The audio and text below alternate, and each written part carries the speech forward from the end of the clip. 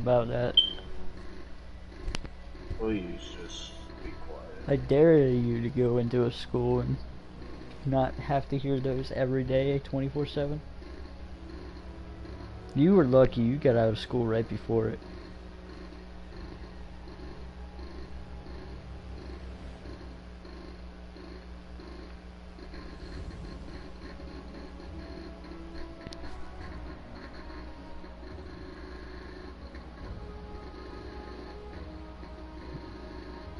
Tyler, you little faggot.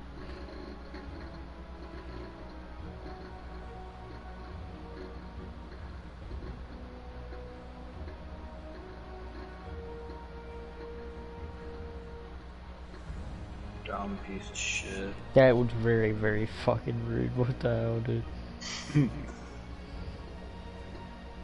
That was super fucking nice. Dude, the only thing that's nice is fucking calling you a faggot. I know, right? Calling you a queer is the best thing ever. That's pretty mean.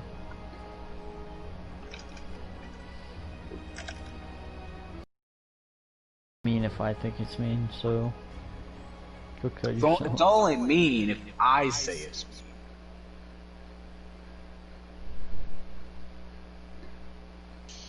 So you've been watching Sword Art? No, I've been watching Dragon Ball. You pissing me off.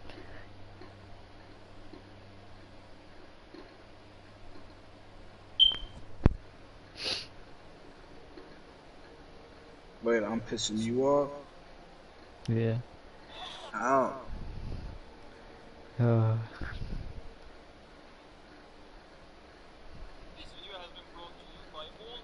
How am I pissing you off? The big climax is here, the Black Swordsman versus the Angel of Death in one final big showdown as they go full incarnate. The War of Underworld has come to a close with this climax, but there are still 3 more episodes to look forward to as the war on Ocean Turtle is still continuing, and we got a lengthy conclusion to the entire Alicization saga to follow afterwards in the epilogue. I thought I would only have one more after what I've seen. Welcome everyone, it's me GamerTurk, your best source of Sword Art Online information, and this is Alicization Explained, featuring War of Underworld Episode 20, The Night Sky Sword. Short overview, we have adapted from the first couple of pages of Chapter 22 Part 2 until the end of the Chapter 22, or rather Chapter 21 Part 3's first couple paragraph with the in-between. Let's try this mission again. Whichever way you want to take it, it's about 45 pages tops, and 45 pages mean a strong adaptation with short scenes getting cut. It was a marvel on the animation side of things, as expected from A1's actual gods taking the helm for this episode. We still had quite the chunky cuts though. Luckily, nothing that will be particularly trigger anybody this week or of vital. But still, some of them were quite the iconic scenes, but worry not, we'll cover all of it here. But if you're new to my Explain series, what I do here is essentially provide you all the vital information on characters, events, action, lore from the source material, light novels. Things that the anime did not convey properly, or just did not have the time to, so you can still see the full picture. If you want to jump to specific events, timestamps will be... This is the perfect time to read Mooncradle, the 2-volume side story that takes place a year and a half after the acceleration began inside Underworld, and it's something that the anime will not be adapting in the Alicization season, so I recommend you jump on that. That's volume 19 and volume 20 for you. With that, let's cast away the slide boxes spreading misinformation and get on with Alicization Explained. I need to first get the obvious out of the way so we can continue with the actual content. The animation is fucking top tier stuff here. As I said, all the top tier staff members are here, from animators to storyboarders to effects artists. So I'll just make this blanket statement right here that everything is absolutely incredible, and I won't talk about how amazing every single cut is. Just wanted to get it out here because I know there'll be those 5 people out there who are gonna go, why do you rate the animation? It's because my Explain series is not a typical review. It aims to explain the intricacies of the scenes and the world, if you haven't realized from the title. But there's also an incredible amount of detail in animation that you may never realize, so those small things I will mention as part of that explanation process, of course. And it's kinda ironic that after saying all that I have to start with this, but I really used Amayuri and Sakiguri for a cool ending shot last week, and the moment this episode starts at the exact same point, they're just falling down to their deaths. So much for continuity there. Anyways, this was the scene I was talking about last week to see if they would cut it or not, but no, they covered it very briefly, and it's not like after you see Kirito turn Po into a tree, you would absolutely need to know the details of what he just did there to understand what's happening in the anime. But as I always say, I'm pleased with the anime if all I have to do is fill the little holes left here and there to expand the world and concepts rather than detailing entire chapters. Now let me be frank, we do not know exactly what Kirito did. This scene, until a bit later, is told from Alice's perspective entirely, and she states she can only try to interpret what had happened, and her assumption is as follows. As the HP of the dragons are so high on their own, mere element generation and healing sacred arts deriving from that generation, it would not be able to restore their health to its fullest, especially with the wounds they had suffered already. And unlike what Kirito did back after the Po battle, he no longer has the excess energy stored in his sword either to use as a healing bank. So, what he did, well, what Alice believes he did, is that he simply shrank the maximum health value of the dragons, and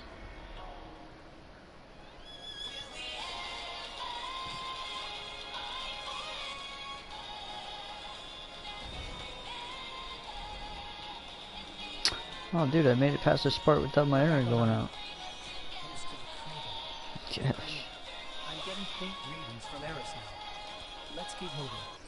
And the only way to do it, without being an actual admin in the world air down tamper here with is actual choked with data, strange is to communications. rewind I their don't know age. if I can- Remember, that is exactly what Vanilla had done meet when back she at the was tower. old Zavala's a couple hundred years ago. By rewinding the dragons as much as possible, he was able to not only heal the little HP they would have afterwards, but also potentially allow Alice to see them again if she were to ever walk back in. The scene with Asuna creating the stairs, I feel a bit Did you catch that? animated liberally, let's say. Asuna is pretty much destroyed mentally after all the time she used the station ability already, and to see her create such wide stairs, I just couldn't help but chuckle. And also, it didn't occur to me when reading novels, but goddamn, you could have had Alice run to the farthest side and she just would be lifted when the stairs are coming up, but hey, at least there's no weird tension boosters like tripping when climbing the stairs, so it's not like it matters, especially you don't really get physically exhausted the same way in Underworld. Oh boy, that's a very old reference. I believe that was the first elucidation explained of the Human Realm arc where I explained how physical fatigue actually works in Underworld. And again, with how much was cut from Asuna fighting all the pain in previous weeks, it may look weird when she appears to be shaking it off quite easily here, but yeah, as I said, she had shaken off much worse over the course of the previous hours, and if those scenes would not have been cut, you would understand that this is barely a scratch in her mind. Now, for the actual big guns as the fight is approaching, would you be surprised if I said the anime completely changed Kirito's tone from the beginning of the fight? It's baffling, really. We always say anime hates inner monologues, that's why it's never adapted, but we did get Alice's inner monologue just before the OP, and then we see Kirito remembering Kiku's warning as a flashback, which was actually the minor extension of the actual inner monologue by Kirito here. How he remembers the warning alone, it makes it look like Kirito is aiming to win this quickly to manage a last-second escape, whereas his actual inner monologue that was cut was, Alice, Asuna, this is goodbye.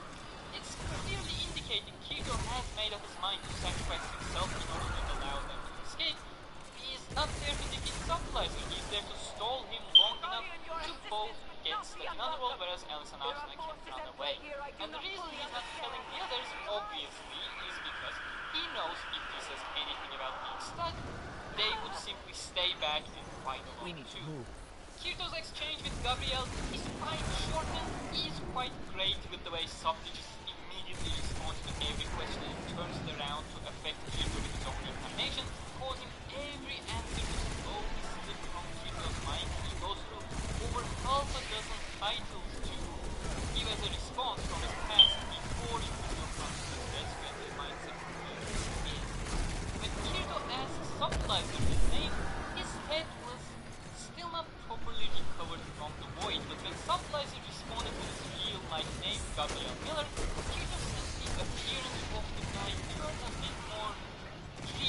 rather than the expression that was so void and explained into it. Obviously a minor note to the fact that talking about his real identity briefly broke Supplizer's grip on his own incarnation there. These are the little details I love, and holy shit, they actually adapted that minor effect. Wow, I sure as hell was not expecting this. I wouldn't have seen it if I wasn't going frame by frame. Well done, A1. Well fucking done. Also, this may be a good time to mention this. The white, grainy background you see when looking towards the altar or the wall, that is actually a Exactly what I said. huge wall to prevent other roles Holy shit. to surpass the allocated limits of the world, just in case they never encounter something they cannot defend without guidance, which is, again, going back to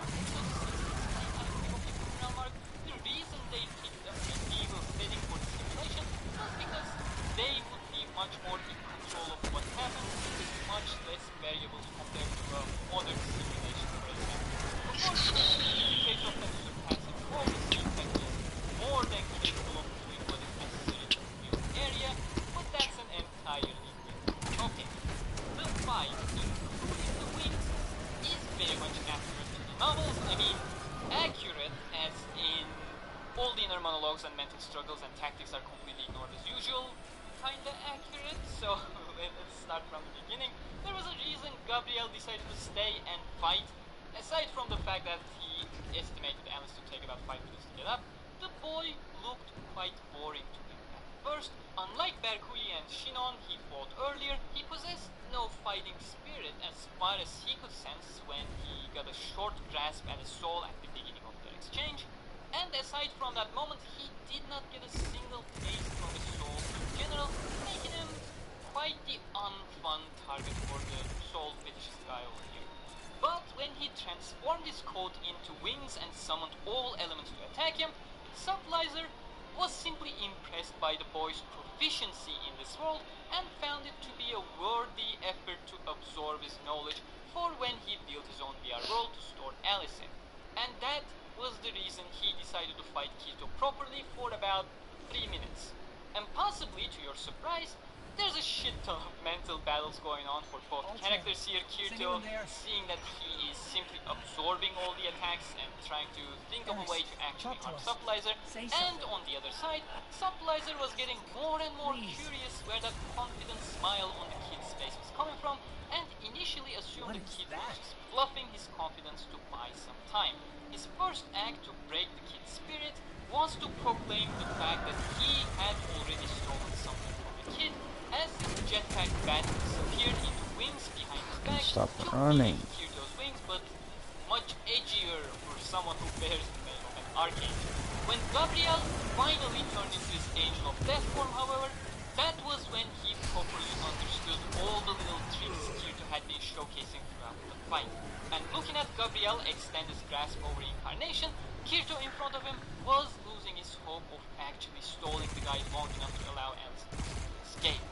They kinda did hint at it during his inner monologue too, which surprised me, but then I realized it wasn't an inner monologue, it was an inner dialogue with the instead, so no wonder this one didn't get cut. But there comes the iconic scene they decide to cut this time around. Remember the time Kirito ripped out his own heart to crush it in his nightmare sequence? Well, we had a massive reference to it here, with Supplizer going for his heart to rip it and eat it up. And that's why the entire scene you see Kirito completely soulless and with Kirito talks to him, and while the anime portrayed his soulless buff, they decided to cut the reason for it. He was simply playing Gabriel here for him to eat his heart, whereas he had just created countless razor-shaped metallic elements in his physical heart just to back up his words to hurt Gabriel when he was least expecting, another one of his tricks to catch him off guard and break his incarnation.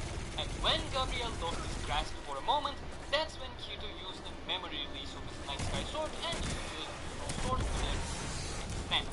The gentle night sky covered the entire underworld, dark territory, and the empire alike. It was unorthodox, but nobody was scared. It was as if the sky exuded a faint warmth reaching out to every single one of them. The first person to be embraced embraced by Night Sky as if it was one of the gentle hugs Kirito had given her, was Shinon. Was waiting for her wounds to drain her remaining HP. The feeling of the Night Sky was all too familiar for her. As she reached back to the call of the sky, a blue light flickered. It's keeping us from Eris. The darkness reached Lifa, who was also waiting for her end, followed by a gentle breeze caressing her cheeks. A green star appeared in the sky. It wasn't just them. Renly, Tiza, Ronja, Sortolina, everyone who had time to spend with Kirito felt it in their hearts that the gentle night sky was the sign of the Black Sword in this final battle for the fate of the world.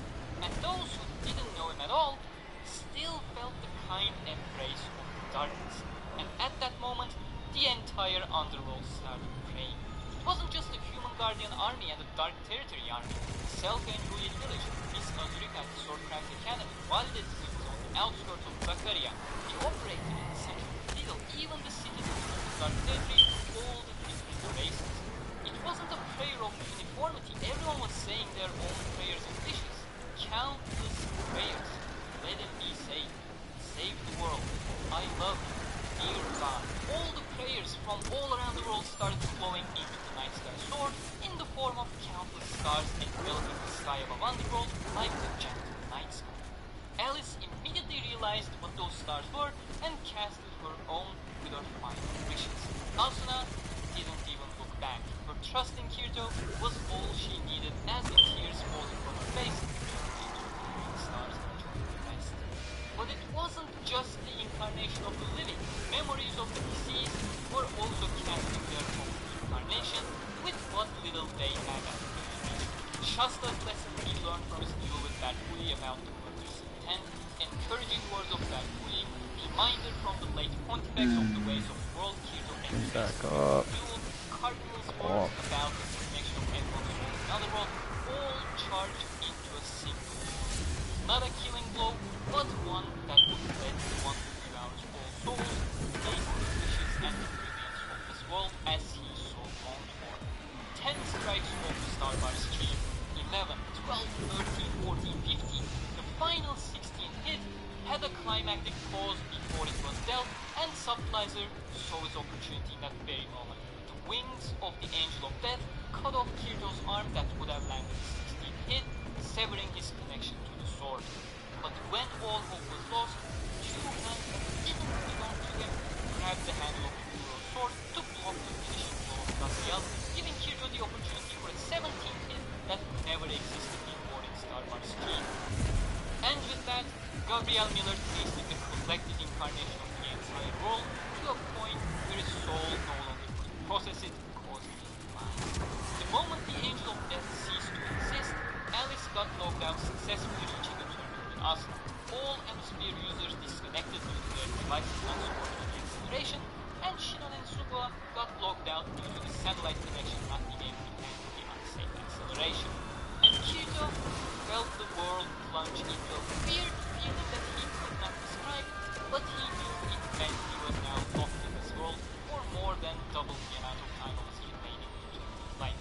With the traditionally red sky of the Dark Territory now shining a bright blue, first thing Kirito sensed was the lack of the kind presence of the flaxen-haired boy. It was now clear to him that the final clash with Gabriel consumed the remaining soul fragment inside Kiro's sword completely last. And then came the startling realization as he checked the altitude. He did not see anyone around at first, which must have meant they both were safely locked down too. Lack of Asuna's presence only caused the lack of his friends to hit harder. He broke down entirely with only the sounds of his teardrops hitting the stone-paved floor of the altar. But the sound of the drops were accompanied by another sound slowly coming closer.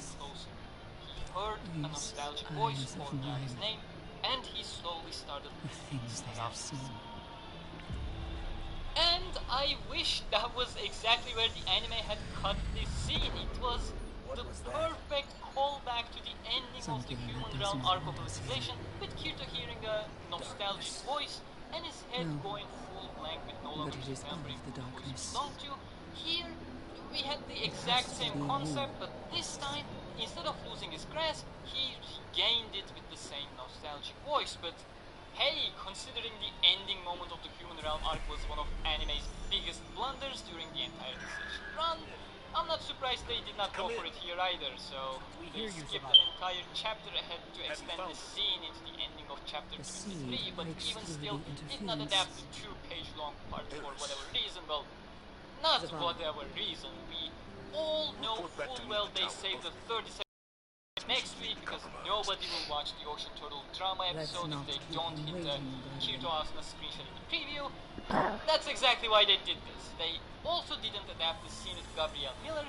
Chances are we'll get it next week too, but unless you are binge watching, which if you're watching these explained episodes on release, you're watching them week by week, and thus the scene won't have the same punch as having it right after exploding out of Underworld. But hey, we're the only ones watching it week by week, so why do I even care? By the way, if you haven't realized these remarks like, so why should I care, just what are he said. sarcastic remarks, because I know there are many people who will go, who cares about these tiny details? I do thank you very much. It's part of your narrative choices. It makes a massive difference when and how you are presented certain scenes and their delivery. Even half a second of a pause before the delivery of a single line can make a huge difference. So I'd say not having the scene right when it was meant to, as a what the actual fuck moment takes away the punch of that said moment, huh? But yeah, while we're at it, let's end on a good note. I'll add here that it was a great addition to show the people who just dropped out from Underworld trying to process what they just lived through.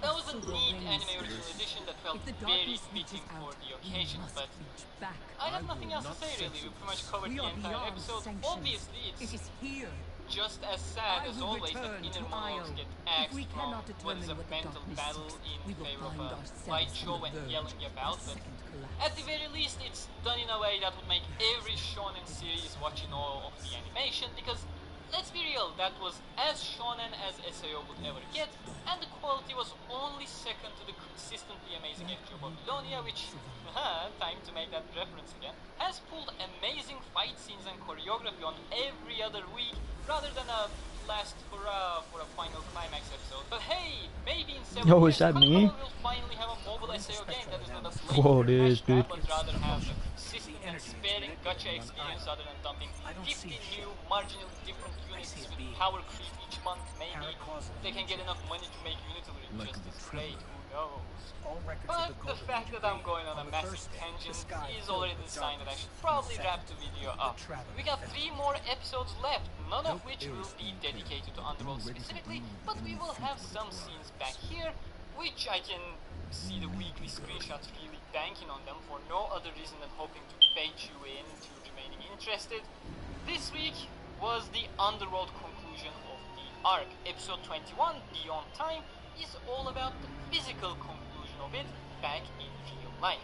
And from the looks of it, 22 and 23 will be the epilogue episodes, but yeah, as I said, at this point you are perfectly safe to jump into Sword Art Online volumes 19 and 20, Moon Cradle, the illustration side story, which takes place in the 200-year accelerated period, which the anime won't be adapting in the season 3 illustration run, as it should have been clear in the summary before, so go ahead and grab those novels. Weekly illustration Q&A is properly back on schedule with me publishing an episode of the illustration run, as it should have been the illustration side story, which takes place in the 200-year accelerated period, which the anime won't be adapting in the season 3 illustration run, as it should have been clear in the summary before, so go ahead and grab those novels. Weekly illustration Q&A is properly This man back just on said schedule season with me 3. publishing an episode Q&A shortly before the next episode airs, so every following Saturday. If there you have is, I questions swear that to you feel God, like were not answered in it's the gonna be explained awesome. episodes, do ask them below in the comment section with hashtag AskGamerTalk. If your question is regarding the future, please add a spoiler warning and give it a full blank lines to push the spoilers away. And no, I will not answer spoiler questions for the sake of spoilers, like, is Kirito actually dead now? If you're that curious for spoilers, you're not a dish.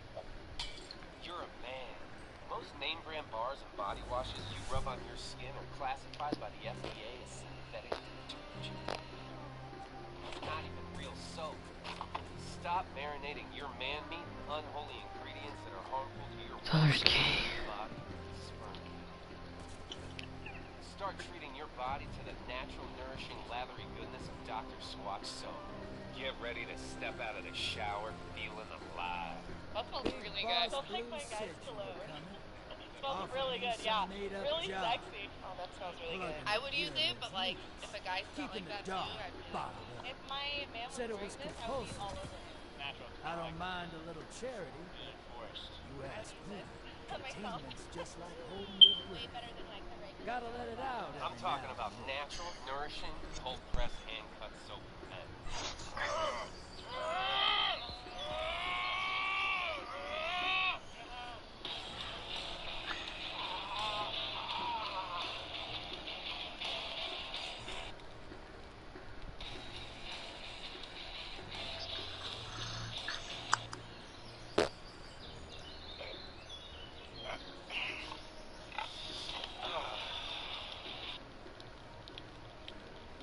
Come on, who's up for gambling? So go to drsquatch.com to feel, smell, and shower like this every day.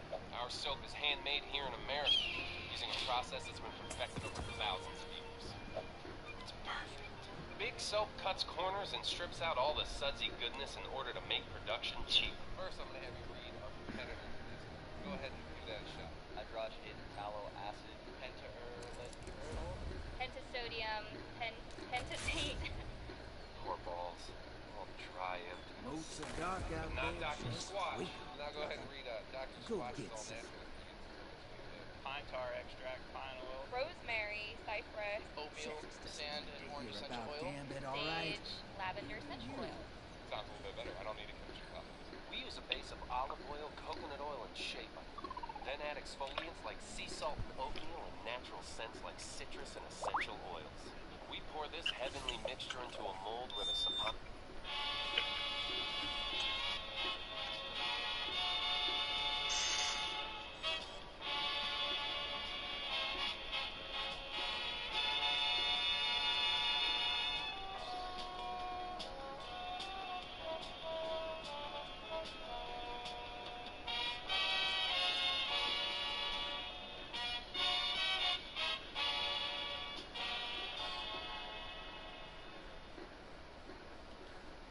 Ready to go, boys?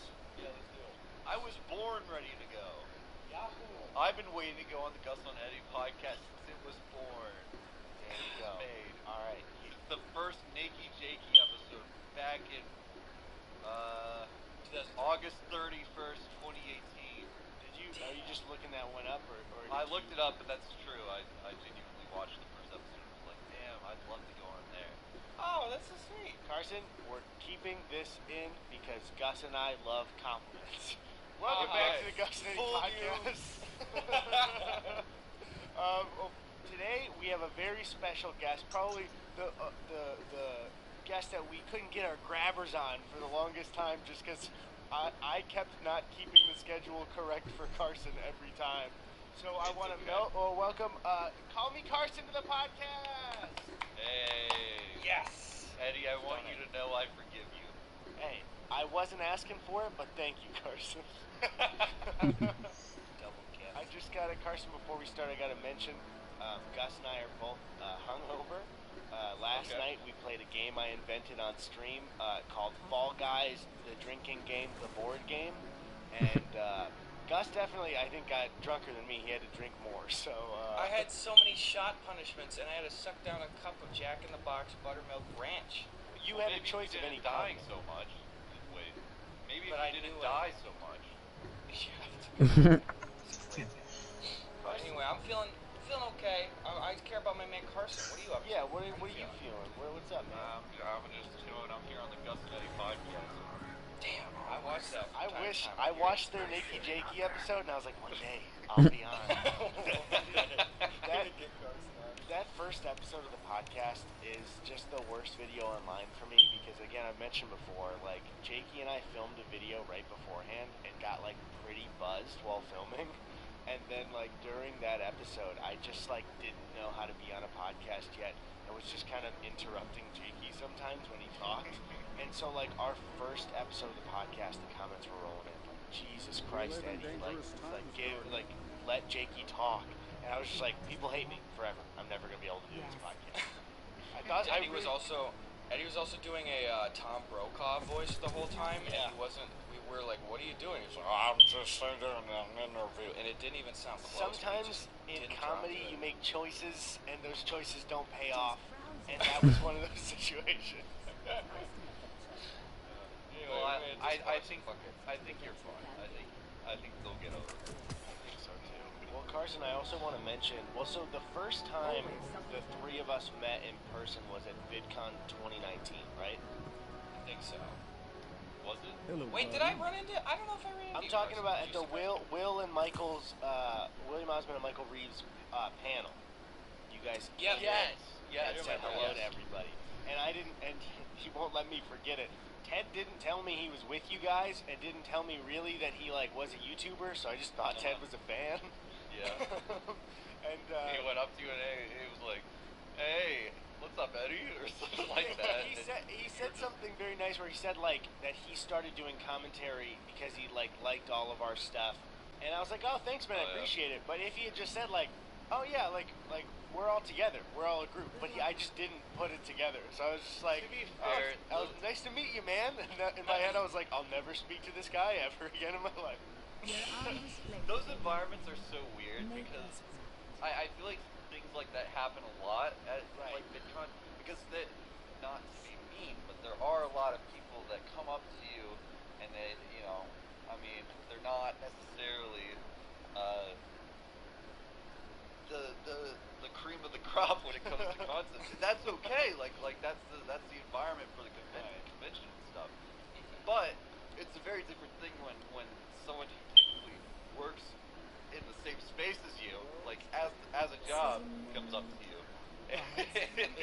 But also, it's very different having a coworker versus someone that's like a customer, quote unquote. To be fair to Ted, though, what is he supposed to say? Where he's like, "Hey, Yeah. Eddie, I'm a guy you want to talk to." Like what do you say? You're gonna want to look over here, fella. I got some stuff to say. Well, Eddie and I have said before, Carson, too. Like, there's no way to say without, I don't want to sound like an elitist, but like there has to be some kind of tier system at the fucking badges for VidCon, so you can just identify people that are like, any general, attendance stuff versus like, again, Eddie and I, our first year or whatever, when we didn't have the like gold badge shit. You got guys walking up to you that could have millions of subs, and you have no idea. They got the same purple badge as other people.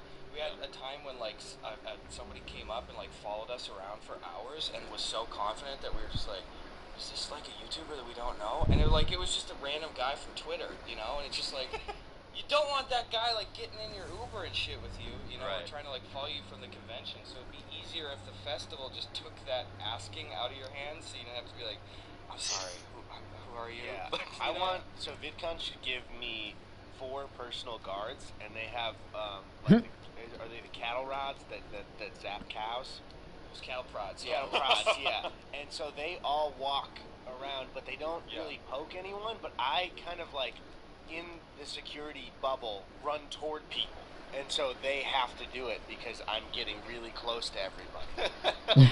That's my idea for VidCon. Nobody else gets security. The whole thing's anarchy other than me. And I'm just running around zapping people the whole time. They have big bright jackets called the Secret Service 2 on them. I don't know. So, VidCon 2018. That's gay. I don't know if I've ever told you. You're gay. But VidCon 2018, I saw you guys walking around, and I was scared to go up to you, so I didn't. You're gay. And then my friend did, and then like he was like, "Yo, they're super cool. They're just chatting to everybody."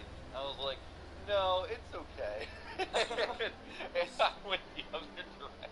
Carson, especially VidCon 2018, like we literally stood in the middle of the center, and it would be only occasionally people would come up and be like, "Oh, this is fine." Like I would have been totally fine. Yeah. But also, you wonder then, it's like, since we're all friends now, you probably waiting was the correct context. Not that we would have been mean, but it just seemed like the.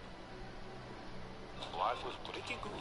And then It's been 100 years, but he hasn't aged a day. Can't wait to show you the future. Good job. Freelance mobile app developer. Booked. Ah, he's right there. Oh, my friend. Guardian. How are you doing? Oh, alright. TV for sale. Yeah, it's for sale. Yeah, how much? $1. Only $1? Just $1. How come it's so cheap? Oh, because the volume's turned all the way up. You can't adjust it. It's stuck that way. So the volume's always turned up? Yep. And it's only $1? Yeah, it's $1. Because the volume's turned all the way up. Yep. Wow. Can't turn that down.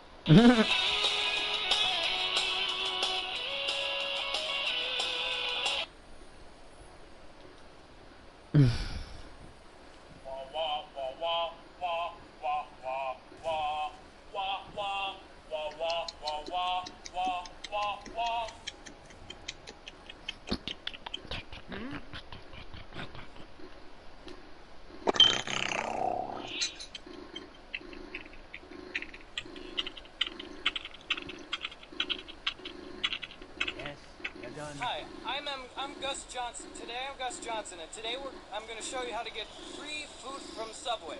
Hey, can I just get a packet of mustard, please? A packet of mustard.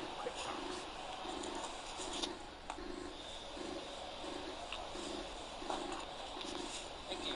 Have a good day. You know why I'm still out here? You. What are you still doing on Titan? On some sort of secret mission, are you? I shouldn't have done it. Oh my God, I'm probably calling the cops already. Yeah, for taking a fucking packet of mustard. What's wrong with you?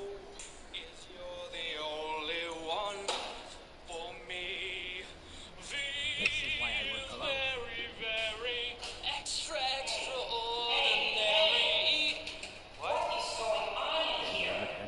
I'm just pooping. System is doomed.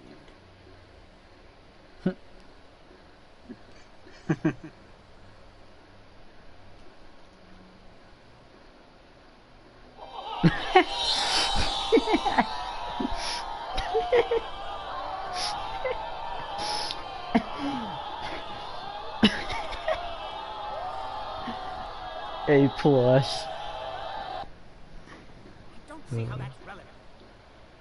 Oh, alright. TV.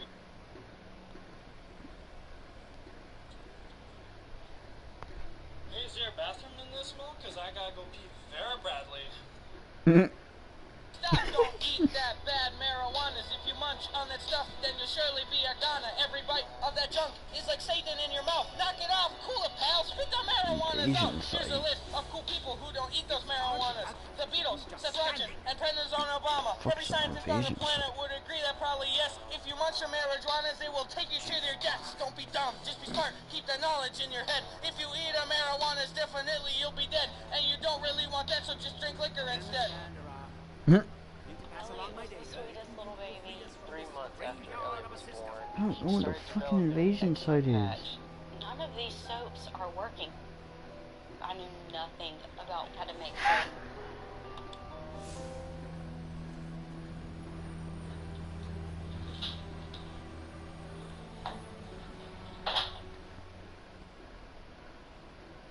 Oh, man.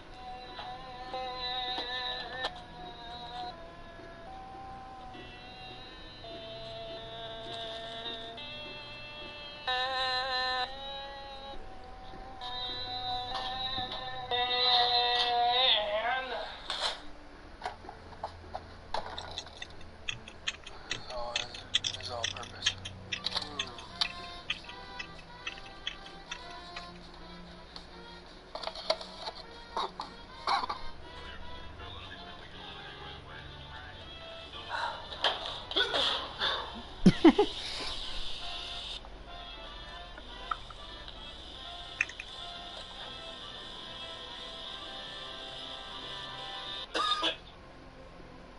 Welcome, future educators. Go ahead, take a seat. Now, you should have gone to the bathroom before you came in here. Otherwise, you're dead to me. But without further ado, let's get started with today's lesson. First day of school, you're going to want to introduce yourself to the class. Now make sure to use your very specific title that you prefer, such as doctor or mister or professor. And then for the rest of the semester, when anybody calls you anything other than that specified title, you need to get very upset and angry with them. I didn't spend 6 years getting my doctorate just so you could call me Mr. Professor Johnson. Now that you've introduced yourself, it's time to kick off the class by uncomfortably misusing a common youthful phrase. Give it a shot. Okay, I hope you all had a nice weekend. I had my brother up from Colorado, and we had just a little bit of that Netflix and chill time, if you know what I mean. So it was a pretty good weekend. Ah, perfect. Now, it's off to the whiteboard for today's lesson. You're going to want to leave 8 to 15 dead markers on the whiteboard tray at all times throughout the semester and never throw any of them out. Every time you go to demonstrate a new thing, you're going to want to go through at least 6 of them before you find one that actually works. Looks like you found your money marker. Now at this point in time, you're going to want to turn to the class and say the obligatory phrase, "I'm not an artist." Then turn back to the board and proceed to draw the most grotesque and childlike representation of even the simplest objects. Well done! I can't even begin to tell you what that might be. Now it's time to fire up the projector and show a video to the class. Even though you use the exact same equipment in the exact same classroom every single day of your professional life, each time you set up the projector, it should feel like you're helplessly lost looking at a brand new piece of equipment that you've never seen before. Once you get that tricky projector hooked up, you're going to want to make sure that the very first screen that pops up Hey, I can start doing damage now. inbox folder of your email.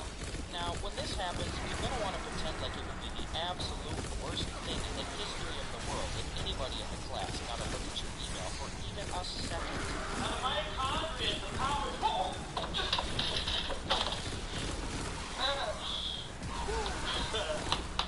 Great performance. That was really necessary. Now that you've closed out of that spooky email folder, it's time to start the video.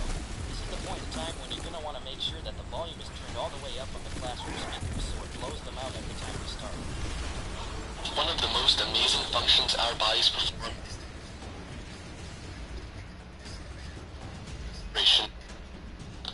Now, that YouTube video is up and running and it's starting off with a skippable 2-minute ad. But remember, for us professors, skippable ads mean unskippable ads. Watch the whole thing in front of your classroom. Now that the real YouTube video is underway, just remember that you can click anywhere on the screen to pause and play the video. Never do this. Always move the mouse slowly and meticulously down to the bottom left-hand corner to click the pause or play button whenever you want to make a point in the video. Once you're done making a point, leave the cursor hanging there so that it doesn't disappear with the rest of the video. Alright, looks like you've run out of material for the day. But wait! There are still 23 minutes left of class. Never, under any circumstance, should you ever let your students out when there is still time left in class. It doesn't matter if they have useful things to do when you've got nothing useful left to teach. Why don't you make a contrived icebreaker or some impromptu study session? Now that's it. Now's about the time when you can kick up your feet. Because you know what? You just learned how to be a professor.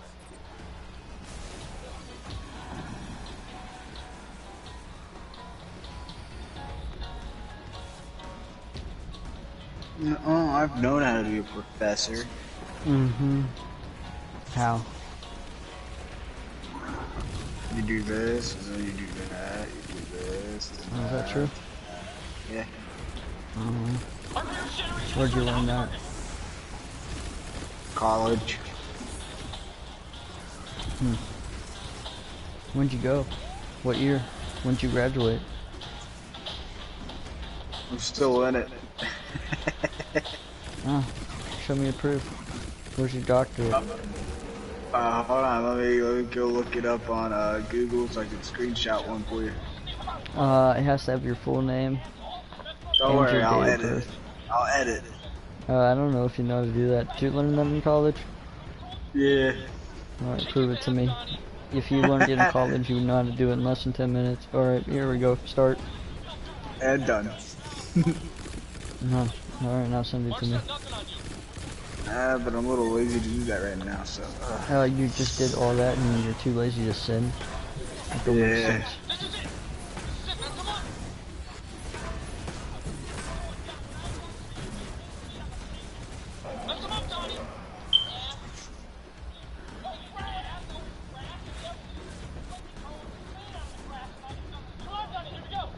Makes a lot of sense to me, though. What's up? What's up? What's up? What's up? What's up? What's up? What's up? Everybody say what's up? What's up? Question mark, what's up? You suck dick. What's up? Who died? When? Oh, cool. Where? Suck. Why? Donnie, I think he's serious. Get him, man. Fuck did he go?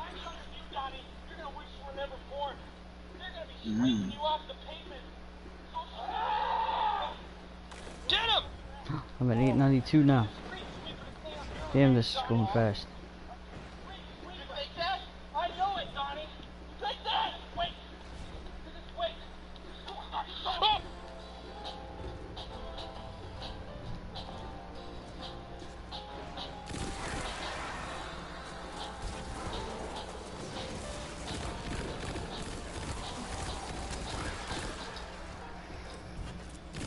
Hey there, this is Danny Fresh with a fresh pizza tip for you. Do you want to know how to receive a free one-topping Domino's pizza from Domino's Pizzeria and Restaurant? Well, sit down, let me tell you. Step 1, telephone a Domino's Pizza Eatery Restaurant and order a large one-topping pizza, and the guy will say, what pizza topping would you like? And then you say, I want my topping to be another steaming hot Domino's one-topping pizza. So the guy asks, okay, what topping would you like on your Domino's one-topping pizza topping? And then you say, go ahead and make my second Domino's one-topping pizza topping a Domino's one-topping pizza. And that guy will ask, okay, sir, what topping would you like on your Domino's one-topping pizza topping one-topping pizza? And you respond with a Domino's one-topping pizza, and continue to order Domino's one-topping pizza topping pizzas until you are at a pizza topping 71 Domino's one-topping pizzas. And then the pizza guy will say, wait 1 moment, sir, we don't have any pizza boxes that will fit this 71 Domino's one-topping pizza top pizza. So you say, hold on, and quickly run to Home Depot and purchase a Maytag refrigerator, which retails for $3,399 US. And when it comes time to pay for the Maytag refrigerator, you offer to pay Home Depot not with cash, but with 70 piping hot Domino's one-topping pizzas, and they of course accept. So you buy the fridge and you take it back to Domino's Pizzeria Restaurant, and you give the pizza guy the Maytag refrigerator box and put the 71 top Domino's one-topping pizza into it, and then you pay Domino's using a brand new Maytag refrigerator, which retails for $3,399 US. So then you take the Maytag refrigerator box filled with a 71 top Domino's one-topping pizza back to Home Depot, and you give it to the cashier there as payment for your brand new Maytag refrigerator, which retails for $3,399 US. And when the cashier turns his back, Fucking great. You snatch the 71st Domino's one-topping pizza off the top of your Domino's one-topping pizza stack, and you put it in your pocket, and there you have yourself a completely free, steaming hot Domino's one-topping pizza. I wonder if that works. I'm gonna try that. Dude, if that actually worked, there'd be something wrong.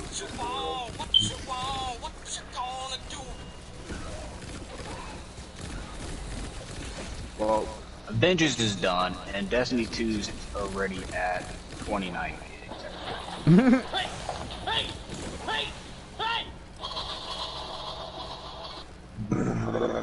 Hey! Tyler, no!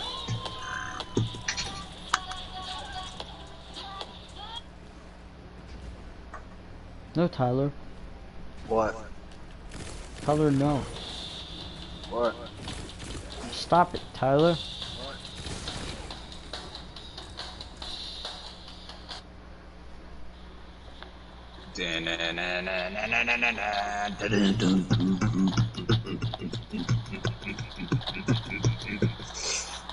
Whoa, not so fast there, sport.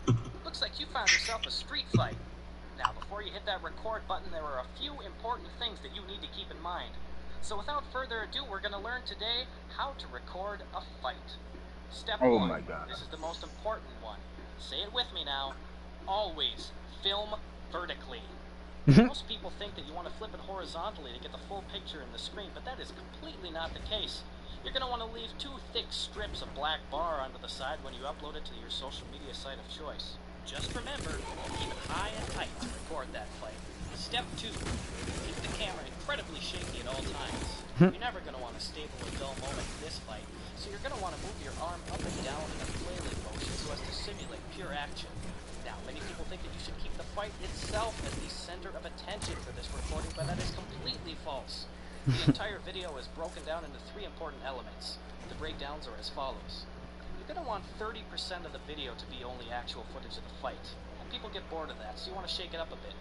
Now, the remaining 70% is split as follows. 60% should be frantic, erratic ground shots as you're trying to adjust the camera, scratch your nose, or any other thing that might be happening. The remaining 10% should be headed up to various shots of the sky, or things that catch your face. Step 3. While in the heat of the fight, you're going to want to toss out a name and a reference to somebody that the viewer won't even recognize in the video. Remark how they would be very much enjoying this fight, or how you wish they were here, or what they will think about it when you show them your video. Go ahead, give it a shot. Dave is gonna flip when he sees this.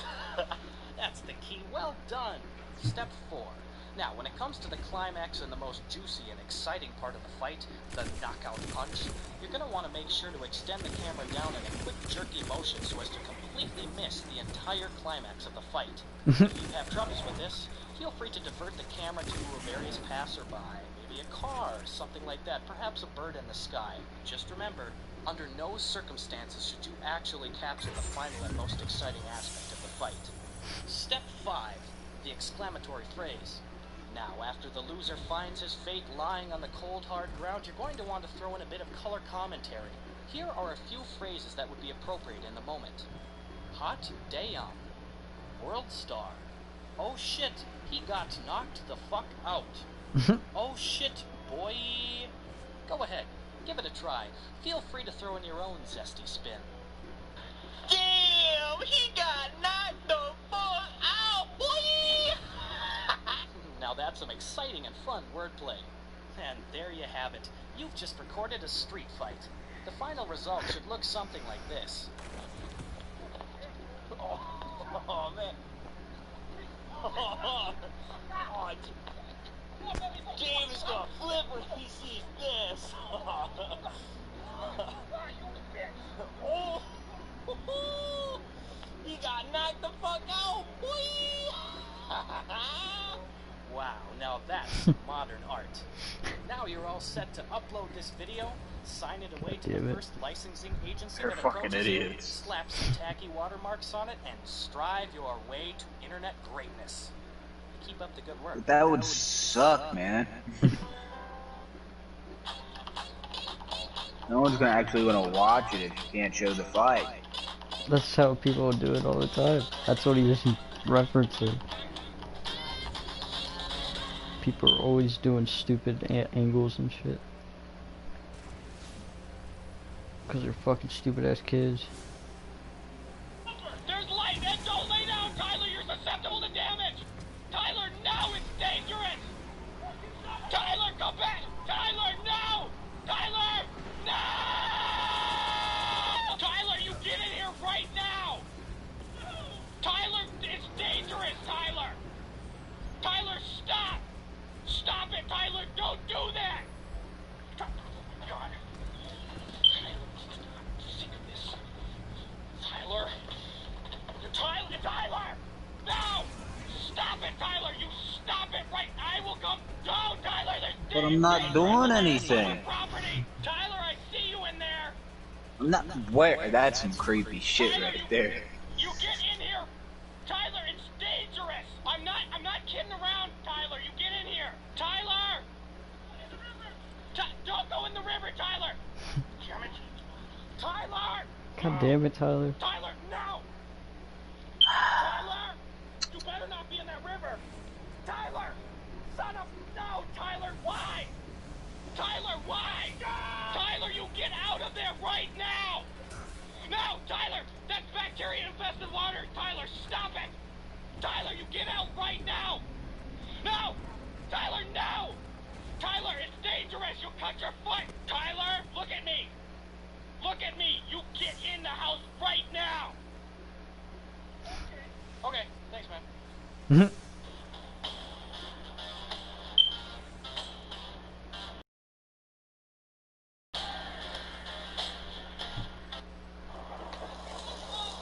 there's lightning everywhere, Tyler, no!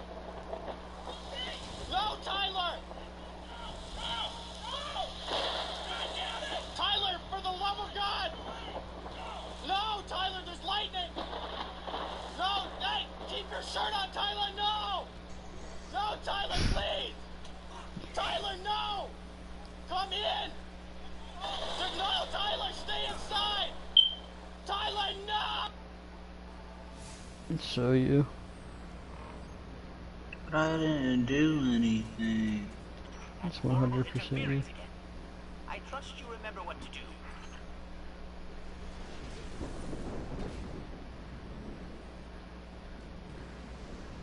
God damn it, Tyler. But I Always didn't with this shit. do anything.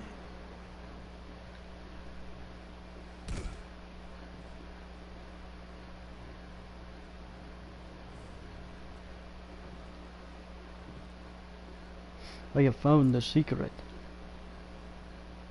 What's the secret? I don't know. I thought you said it. You did.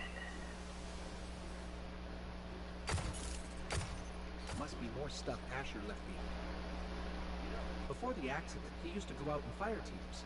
Can you imagine having to fight with him?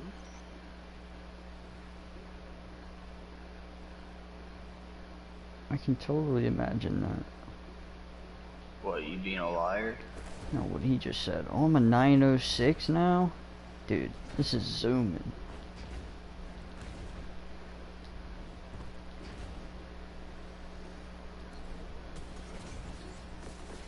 We be zooming.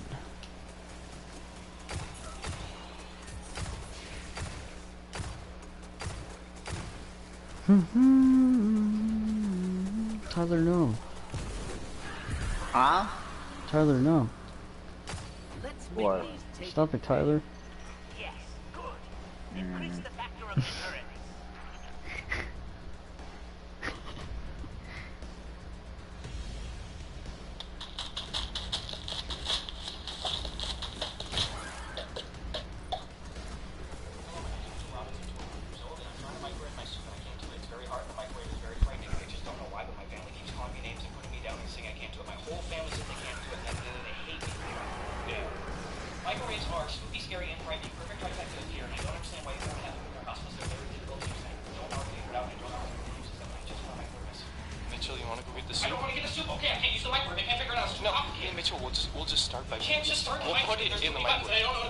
Start the microwave. We'll just start it. Mitchell! Hello, 911. I can't start the damn microwave. No, are you ready to act like an adult? I am an adult. 23 years old. I'm named Mitchell Robbins. You give me right home. Mitchell! Why do I even ask? Well, actually, try to close it from now. What? Well, I wish you'd like to know. Mitchell, you got the soup? Yeah, I got the soup, okay? Oh, cream of mushroom. That's disgusting. Mitchell! Pretty soon I realized